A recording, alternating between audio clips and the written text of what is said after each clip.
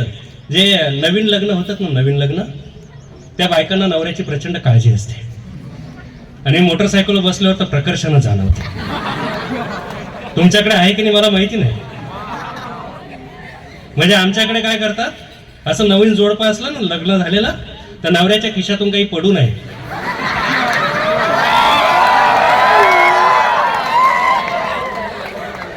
तुमच्याकडे दिसते काळजी, आमच्याकडे ती दिसतं बरोबर. एक हात असा कुठं असतो, असतो का? होय पोरीनो, असतो का? काळजी असते, डोक्यात काही आणू नका. मिले साधा सरळ माणूस आहे. खिशातून काही पडू नये म्हणून एक हात कुठं असतो. आणि मिनिटाला बरोबर ते 72 का किती 76 ठोके लागतात ना, तेवढेच पडतात की नाही हे चेक करायला एक हात असा कुठून असतो. बरोबर आहे की नाही? असतो ना. आणि हात पण धोका देऊ शकतो. काय? हात पण धोका देऊ शकतो. म्हणून कानावर विश्वास ठेवत असतो माणसाचा, म्हणून एक कान असा मागून असतो. काळजी असते. आणि समोर अशी एक मोटरसायकल चालली होती. माझं पोरग पुढं बसलं होतं. ते ज्युनियर KG ला होतं, ज्युनियर कॉलेजला नाही. ते ज्युनियर कॉलेजला असतं तर त्यानेच मला प्रॅक्टिकल करून दाखवलं असतं.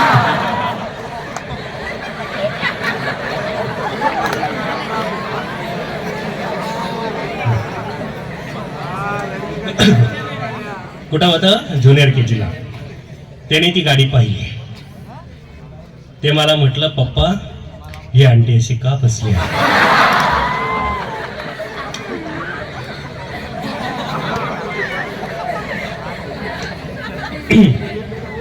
मी काही त्याच्याकडे पाहिलंच नाही. मी दुर्लक्ष केलं.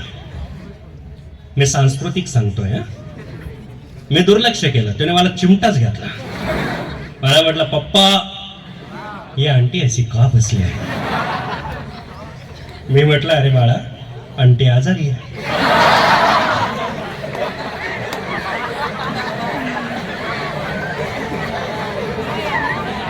काय उत्तर देणार मग? पण पोरांचे प्रश्न संपतात का पाटील सर? पोरग म्हटलं, पप्पा मग हे अंकल ह्या आंटीला दवाखान्यात घेऊन चालले का? मी म्हटलं नाही. ते म्हटलं, का बरं? मी म्हटलं, या आजाराला कुठला डॉक्टर बरा करत नाही.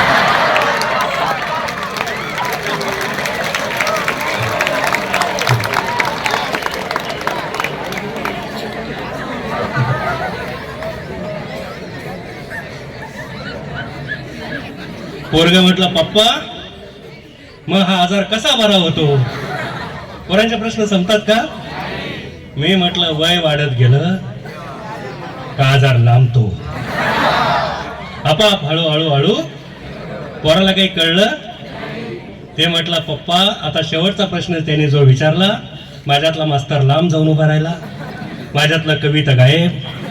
पोरगा म्हटलं, पप्पा या आजाराचं नाव काय?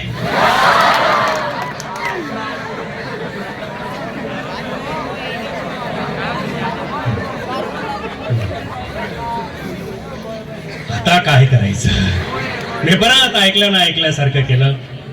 पोरांना चिमटाच घेतला. म्हटलं, पप्पा या आंटीच्या आजाराचं नाव काय? मग मी तुम्हाला सांगतो, माझ्यातला शिक्षक काय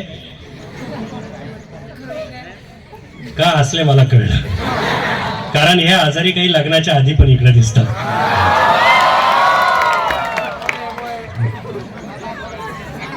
माझ्यातला शिक्षक गायब, माझ्यातला कवी गायब, पण माझ्यातला शेतकरी जागा होता.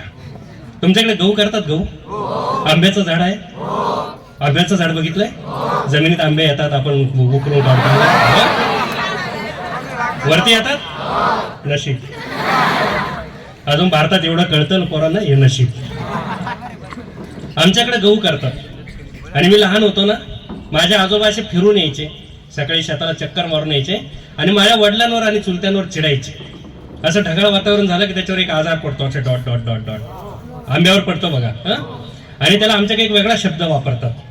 माझे आजोबा असे फिरून यायचे आणि वडिलांना म्हणायचे, चुलत्यांना म्हणायचे, तुमचं शेतीकडे लक्ष नाही, सगळ्या गावावर चिकट्या पडला.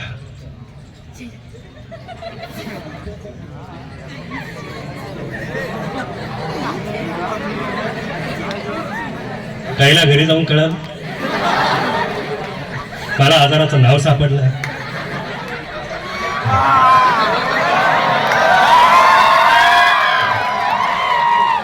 एकदा बायकोन मी फिरायला चाललो होतो. चिंचखेड सोडला. बायकोनं माझ्या खांद्यावर हात ठेवला. पोरानं आरशात पाहिलं. पोरगं म्हटलं पप्पा मम्मी पण आजारी दिसते.